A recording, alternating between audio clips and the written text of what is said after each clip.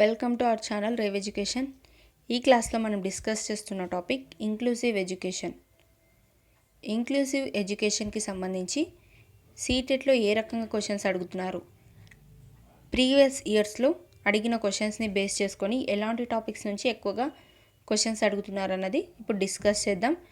ఇంకా ఈ టాపిక్ గురించి మనం ప్రీవియస్ క్లాస్లో కూడా డిస్కస్ చేసాం, ఇంక్లూసివ్ ఎడ్యుకేషన్ అంటే ఏంటని. మీరు ఒకవేళ ఆ వీడియోని చూడనట్లయితే డిస్క్రిప్షన్లో లింక్ ఉంటుంది, చూడండి. ఇంకా ఇక్కడ first question, successful inclusion requires the following except. Successful inclusion అనేది ఇక్కడ ఉన్న వాటిలో ఏది రిక్వైర్ చేయదు, ఏది అవసరం లేదు అని అన్నారు.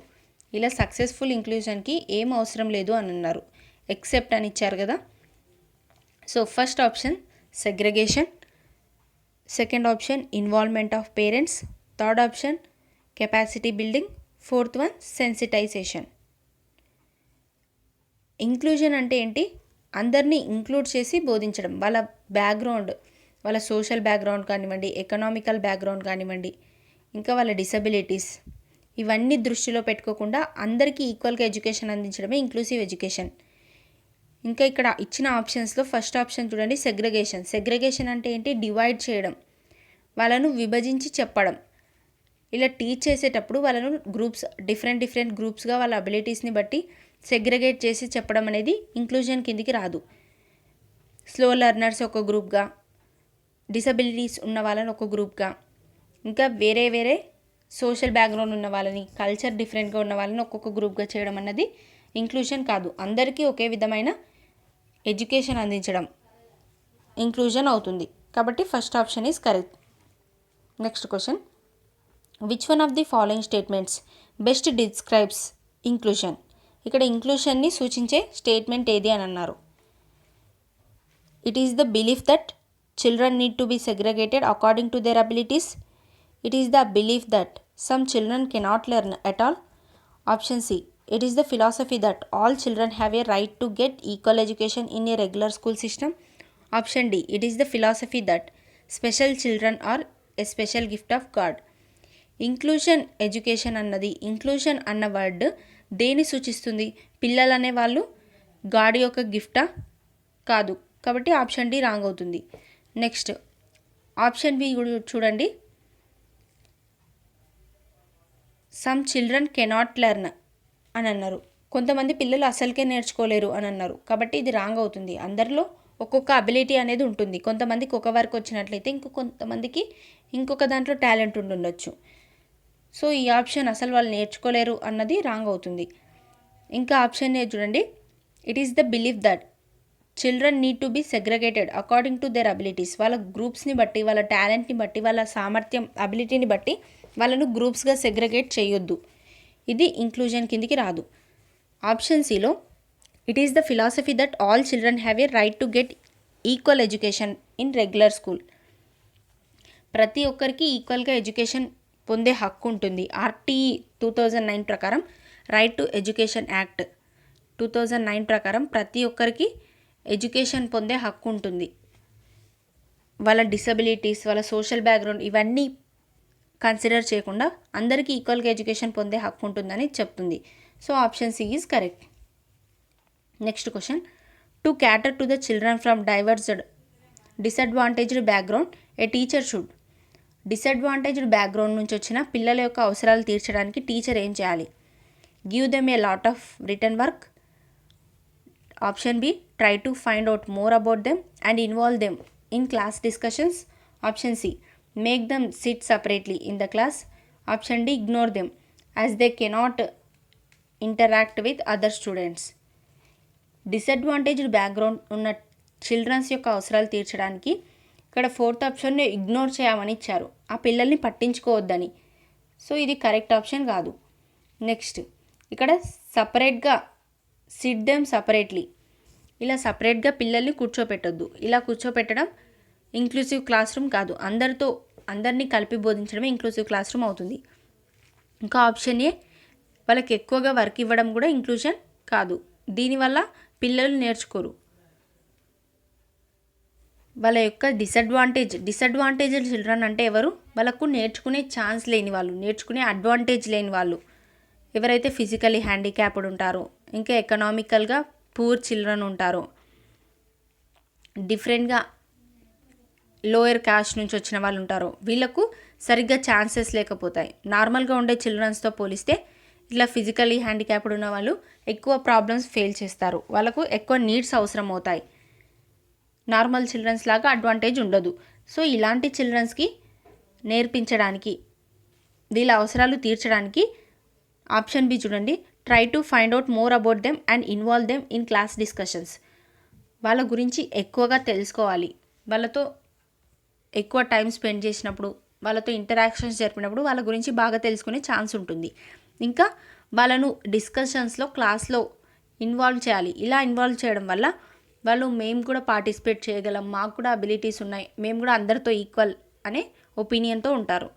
So option B is correct. Next question, if a student is consistently getting lower grades in school, her parents can be advised to help her by.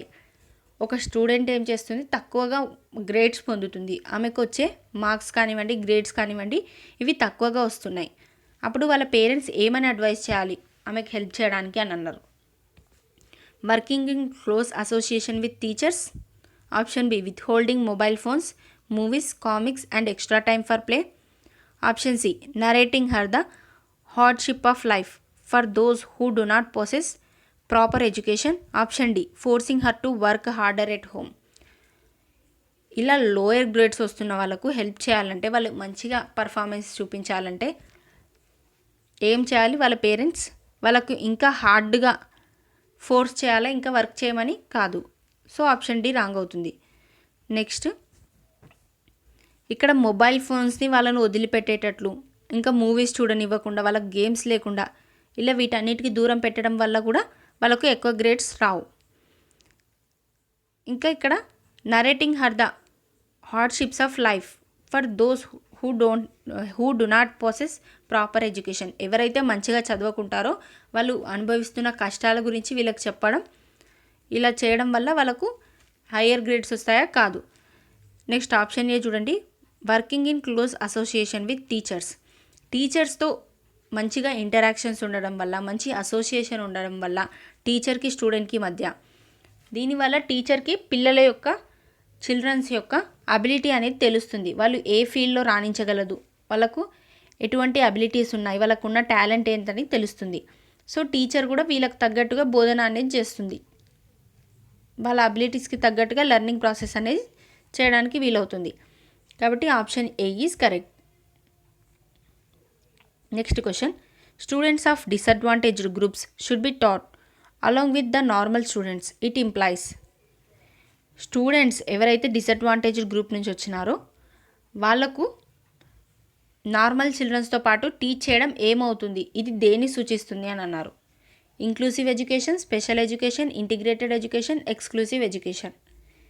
Special education అంటే సపరేట్గా, ఇక్కడ ఏమన్నారు, disadvantaged groups should be taught along with, వాళ్ళతో పాటు normal చిల్డ్రన్స్తో పాటు disadvantaged గ్రూప్స్తో పాటు normal children's, ఇలా ఇద్దరు కలిసి నేర్చుకోవడాన్ని, వాళ్ళిద్దరికి బోధన జరపడాన్ని ఏమంటారు. స్పెషల్ చిల్డ్రన్ అంటే సపరేట్గా బోధన చేయడం, డిసబిలిటీస్ ఉన్న వాళ్ళకు సపరేట్గా, ఇంకా స్లో లెర్నర్స్కి సపరేట్గా. సో ఇది రాంగ్. నెక్స్ట్, ఇంటిగ్రేటెడ్ అంటే ఇది కూడా ఇంక్లూజివ్ లాగానే, కానీ ఈ రెండింటికి డిఫరెన్స్ ఏంటంటే, ఇంటిగ్రేటెడ్ ఎడ్యుకేషన్లో ఒక క్లాస్ రూమ్లో స్పెషల్గా వాళ్ళకు విద్య అందించడం జరుగుతుంది ఇంటిగ్రేటెడ్ ఎడ్యుకేషన్లో. కానీ ఇంక్లూసివ్ ఎడ్యుకేషన్లో ఏమవుతుంది, నార్మల్ క్లాస్ రూమ్నే వాళ్ళకు తగ్గట్టుగా చేంజ్ చేస్తారు. ఇంటిగ్రేటెడ్ ఎడ్యుకేషన్లో పిల్లలను సిస్టమ్కి తగ్గట్టుగా చేంజ్ చేస్తారు. ఎడ్యుకేషన్ సిస్టమ్ ఎలా ఉందో దానికి తగ్గట్టుగా పిల్లల్ని చేంజ్ చేస్తారు. ఇంక్లూసివ్ ఎడ్యుకేషన్లో పిల్లల అవసరాలకు తగ్గట్టుగా ఎడ్యుకేషన్ సిస్టమ్నే చేంజ్ చేసేస్తారు. అంటే ఇంక్లూసివ్ ఎడ్యుకేషన్ అనేది బ్రాడ్ డొమైన్ అని చెప్పొచ్చు. నార్మల్ క్లాస్ రూమ్లో కూడా వీళ్ళకు తగ్గట్టుగా, డిసబిలిటీస్ చిల్డ్రన్స్కి తగ్గట్టుగా అన్ని సౌకర్యాలు కల్పించడమే ఇంక్లూసివ్ ఎడ్యుకేషన్ అవుతుంది. ఇంటిగ్రేటెడ్ ఎడ్యుకేషన్లో వాళ్ళకు సపరేట్గా రూమ్స్ ఉండడం అన్నది ఇంటిగ్రేటెడ్ ఎడ్యుకేషన్ అవుతుంది. So option B, option C wrong అవుతాయి. ఎక్స్క్లూసివ్ ఎడ్యుకేషన్ అంటే కూడా స్పెషల్ ఎడ్యుకేషన్ అని చెప్పొచ్చు. ఇంక్లూషన్కి ఆపోజిట్, వాళ్ళకు సపరేట్గా ఎడ్యుకేషన్ అందించడం.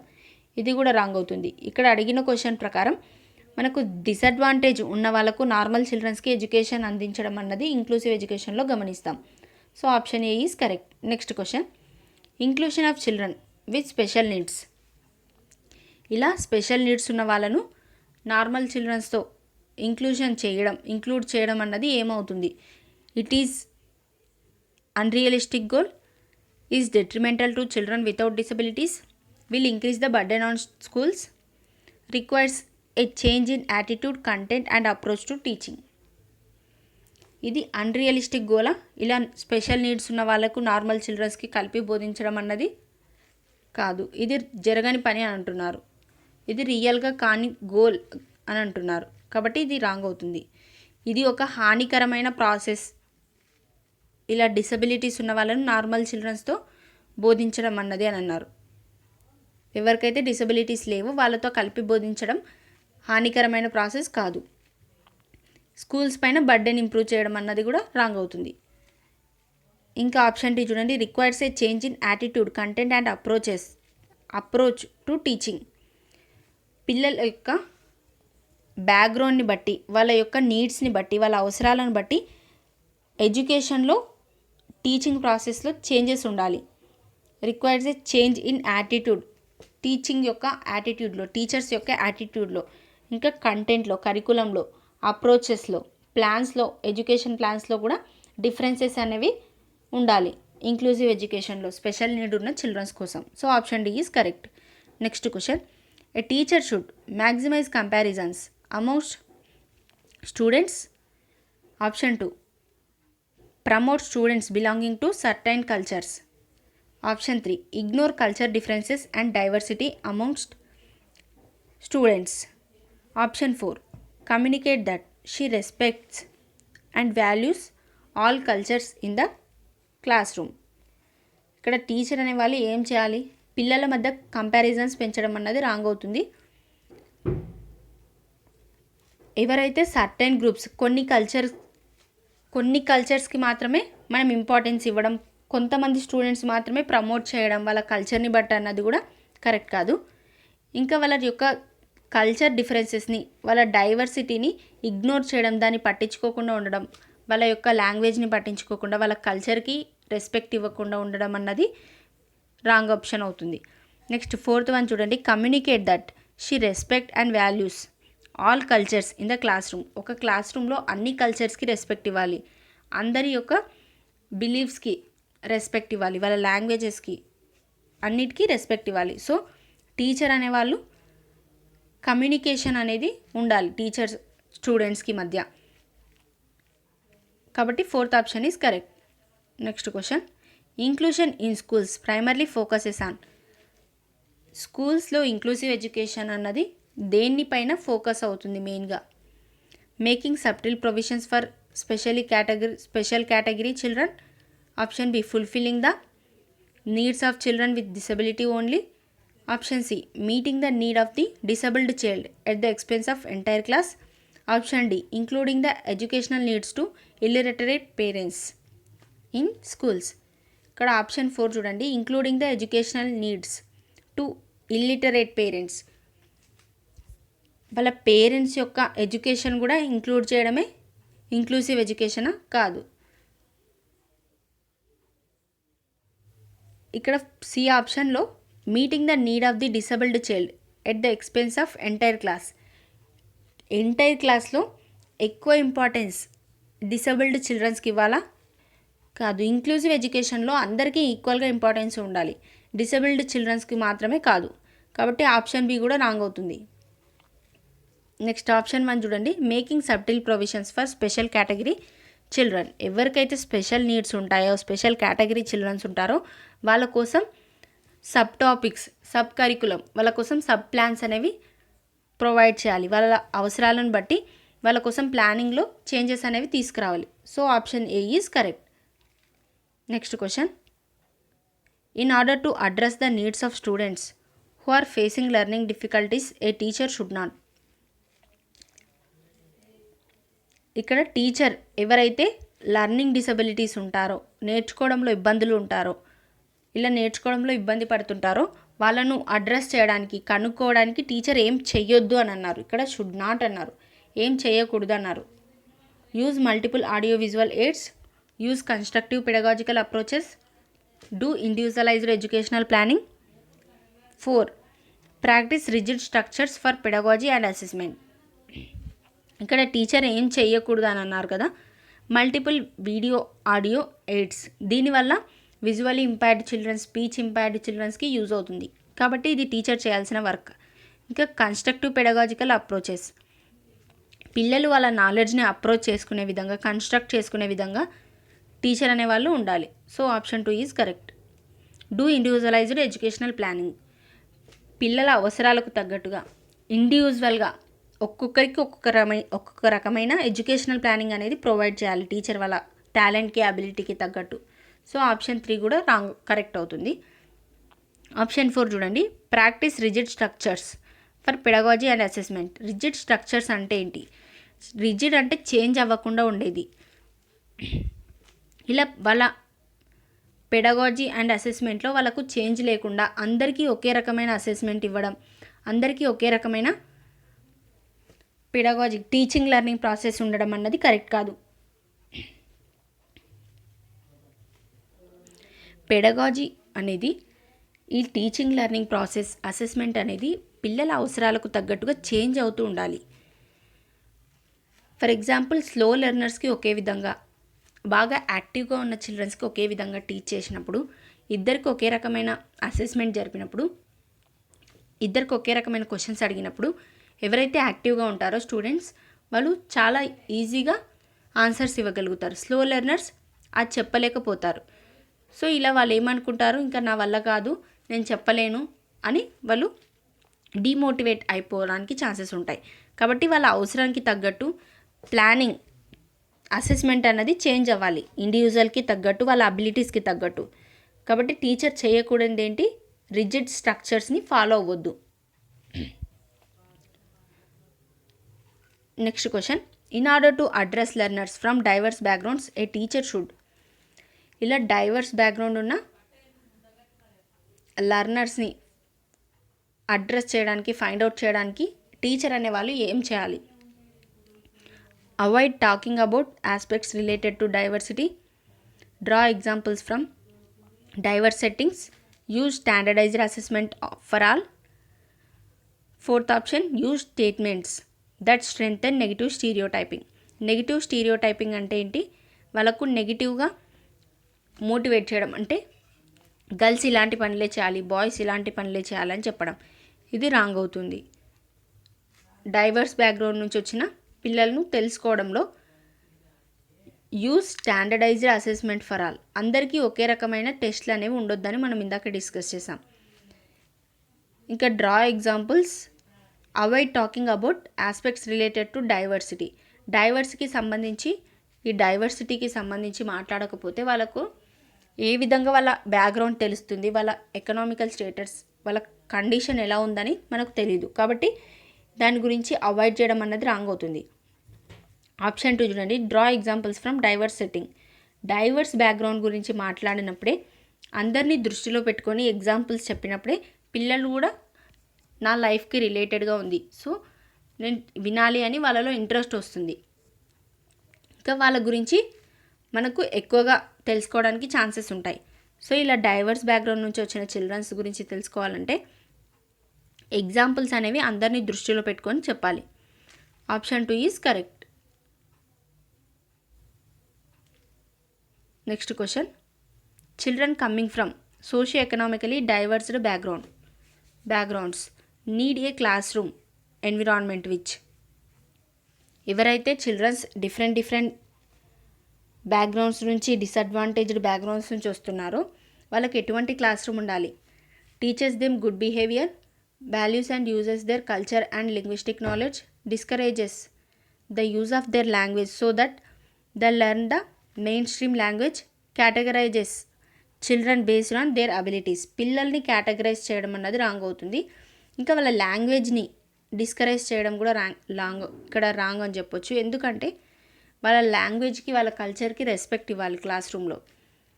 నెక్స్ట్ ఆప్షన్ 2 చూడండి, values and uses there culture and linguistic knowledge. ఇక్కడ ఈ రెండు ఆప్షన్ 1 ఆప్షన్ 2 అన్నవి కరెక్టే అవుతాయి. కానీ ఇక్కడ ఇచ్చిన క్వశ్చన్లు ఏమడిగారు, disadvantaged background need a classroom. ఇలా సోషియో ఎకనామికలీ డిసడ్వాంటేజ్డ్ బ్యాక్గ్రౌండ్ వాళ్ళు ఎటువంటి క్లాస్ రూమ్ వాళ్ళకు అవసరం అవుతుందంటే, గుడ్ బిహేవియర్ ఉన్న క్లాస్ రూమ్ కంటే వాళ్ళ యొక్క వాల్యూస్ని, వాళ్ళ కల్చర్ని, వాళ్ళ లాంగ్వేజ్ని రెస్పెక్ట్ ఇచ్చే విధంగా, వాళ్ళ నాలెడ్జ్ని ఇంప్రూవ్ చేసే విధంగా ఉన్న క్లాస్ రూమ్ యూజ్ అవుతుంది. So option 2 is correct. Next question, in an inclusive class room emphasis should be on. Inclusive class room అనేది దేని సూచిస్తుంది? Performance oriented goals, undifferentiated instructions, segregation of students based on their social identity, providing opportunities aiming at maximising potential of individual children. ఇక్కడ వాళ్ళ యొక్క performance పైన వాళ్ళు ఈ గోల్కి reach అవ్వాలి అని చెప్పేది ఇంక్లూజివ్ ఎడ్యుకేషన్ కాదు. ఇంకా వాళ్ళ మధ్య అన్డిఫరెన్షియేటెడ్ ఇన్స్ట్రక్షన్స్, పిల్లల మధ్య ఇన్స్ట్రక్షన్స్ అందరికీ ఒకే రకంగా ఉండొద్దని అనుకున్నాం మనం ఇందాక. ఇన్స్ట్రక్షన్స్ వాళ్ళ అబిలిటీని బట్టి డిఫరెంట్గా ఉండాలి. వాళ్ళ అసెస్మెంట్ కూడా వాళ్ళ అబిలిటీని బట్టి డిఫరెంట్గా ఉండాలి. ఇలా అందరికీ ఒకే రకమైన ఇన్స్ట్రక్షన్స్ ఇవ్వడం, అందరికీ ఒకే రకమైన అసెస్మెంట్ జరపడం, అందరికీ ఒకే రకమైన టీచింగ్ ప్రాసెస్ అన్నది కరెక్ట్ కాదు. సో ఆప్షన్ 2 కూడా రాంగ్ అవుతుంది. స్టూడెంట్స్ని సెగ్రిగేట్ చేయడం వాళ్ళ సోషల్ బ్యాక్గ్రౌండ్ని బట్టి, సోషల్ ఐడెంటిటీని బట్టి ఇంక్లూజన్ అవ్వదు. సో వాళ్ళందరినీ డివైడ్ చేసి గ్రూప్స్ చేయడం అన్నది ఇంక్లూజన్ కాదు. అందరినీ ఇంక్లూడ్ చేసుకోవడం, అందరికీ ఒకే విధంగా ఈక్వల్గా ఇంపార్టెన్స్ ఇవ్వడం ఇంక్లూజన్ అవుతుంది. ఆప్షన్ 4 చూడండి, providing opportunities aiming at maximising potential of individual children. వాళ్ళ యొక్క పొటెన్షియల్ని మ్యాక్సిమైజ్ చేయడం, వాళ్ళ యొక్క అబిలిటీస్ని ఇంప్రూవ్ చేయడం, వాళ్ళు ఎంతవరకు నేర్చుకోగలుగుతారో అంతవరకు వాళ్ళకు లెర్న్ చేసే విధంగా ఎన్విరాన్మెంట్ని కల్పించడం అన్నది టీచర్ యొక్క రోల్ అవుతుంది. ఇక్కడ వాళ్ళకు ఆపర్చునిటీస్ ప్రొవైడ్ చేయడం అన్నది ఇంక్లూజివ్ ఎడ్యుకేషన్లో జరుగుతుంది. కాబట్టి ఆప్షన్ 4 ఈజ్ కరెక్ట్. ఇలా ఇంక్లూజివ్ ఎడ్యుకేషన్లో వాళ్ళ టాలెంట్కి తగ్గట్టు వాళ్ళను ఆపర్చునిటీస్ కల్పించడం అనేది జరగాలి.